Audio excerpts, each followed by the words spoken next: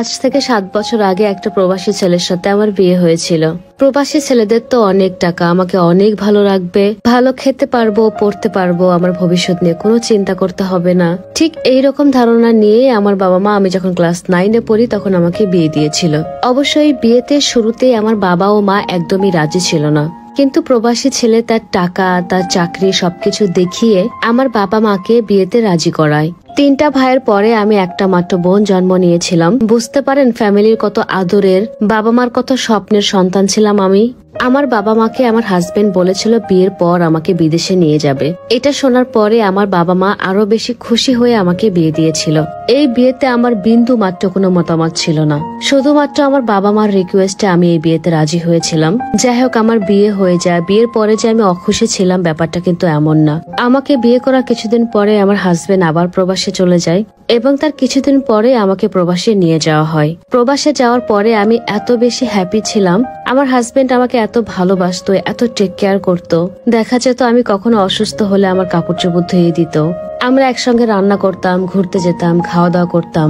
সবকিছু মিলে কখন 1-1.5 বছর পার হয়ে যায় আমরা বুঝতেই পারি না। বিয়ের 1 থেকে 1.5 বছরের মধ্যে আমার কোলজুড়ে একটা ফুটফুটে মেয়ে সন্তান জন্ম নেয়।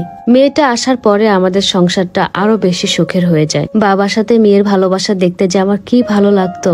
আমাকে যত্ন করে, ভালোবাসে, আমার সন্তানকে যত্ন করে, ভালোবাসে। আর সন্তানকে কেনই বা ভালোবাসবে না, সন্তান তো তারই মেয়ে। চিন্তা করতে পারেন আমার কত ভালো ছেলের সাথে বিয়ে হয়েছিল, কিন্তু সুখ আমার বেশি দিন কপালে সয়নি। যাই হোক, পুরুষ মানুষকে চিনতে পারবেন দায়িত্বে।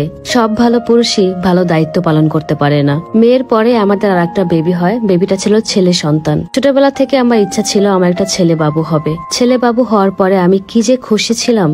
আমার হাজবেন্ডটা অনেক খুশি ছিল। আমাদের সংসারটা কত সুখের একটা সংসার। বেবিটা হওয়ার পরে আমাদের সংসার আর একটু বড় হয়ে যায়। আমার হাজবেন্ডের দায়িত্ব আরো বেড়ে যায়, কাজের প্রেসার বেড়ে যায়। সবকিছু মিলে তার মন মেজাজ খুব একটা ভালো থাকে না। খুব অল্পতে আমার সাথে রাগারাগি, চিল্লাপাল্লা করতো। যাই হোক, এগুলো নিয়ে আমি খুব একটা বেশি কষ্ট পেতাম না, কারণ আমি জানতাম তার উপর অনেক বেশি প্রেসার চলে এসেছে।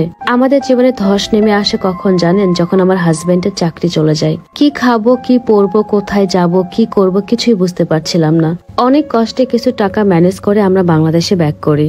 ওই টাইমটা আমার হাজবেন্ডের সাথে আমার সম্পর্ক খুবই খারাপ যাচ্ছিল। কেন জানি না, আমাকে 2 চোখে সে দেখতেই পারে না।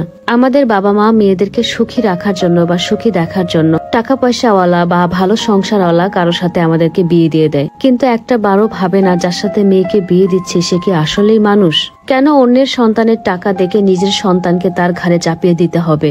বাবা মার কি উচিত না নিজের সন্তানকেই টাকাওয়ালা বানানো, নিজের সন্তানকে কাছে রেখে প্রতিষ্ঠিত করে তারপরে বিয়ে দেওয়া?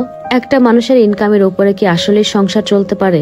বাংলাদেশে আসার পরে আমার হাজবেন্ড টোটালি আমার আয়ত্তের বাইরে চলে যায়। বাজে জিনিসপত্র খাওয়া দাওয়া করা, বিভিন্ন মেয়ের সাথে পরকীয়ায় জড়িয়ে পড়া, এত খারাপ কাজ করে যেটা আমার কল্পনারও বাহিরে, যেটা একটা মেয়ে কখনোই মেনে নিতে পারবে না। তারপরেও আমি তার সাথে থাকতে চেয়েছিলাম, কিন্তু সে আমাকে রাখেনি। আমার সাথে সে টোটালি কন্টাক্ট বন্ধ করে দেয়। কিছুদিন পরে আমি জানতে পারি সে নাকি আবার বাহিরে চলে গেছে। সবচেয়ে মজার ব্যাপার কি জানেন? সে বাহিরে যাওয়ার সময় তার পরকীয়া প্রেমিকাকে নিয়ে গেছে। আমার প্লাস আমার সন্তানের সে কোনো খবর রাখে না।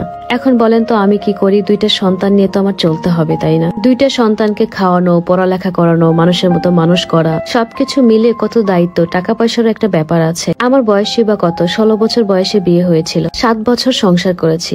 এখন আমি টাকার গুরুত্ব বুঝি। খুব ছোট্ট একটা ড্রেসের বিজনেস স্টার্ট করেছি। সত্যি কথা বলতে বিজনেসটা অনেক স্বপ্ন নিয়ে শুরু করেছি, নিজের পায়ে দাঁড়াবো বলে। আর আমার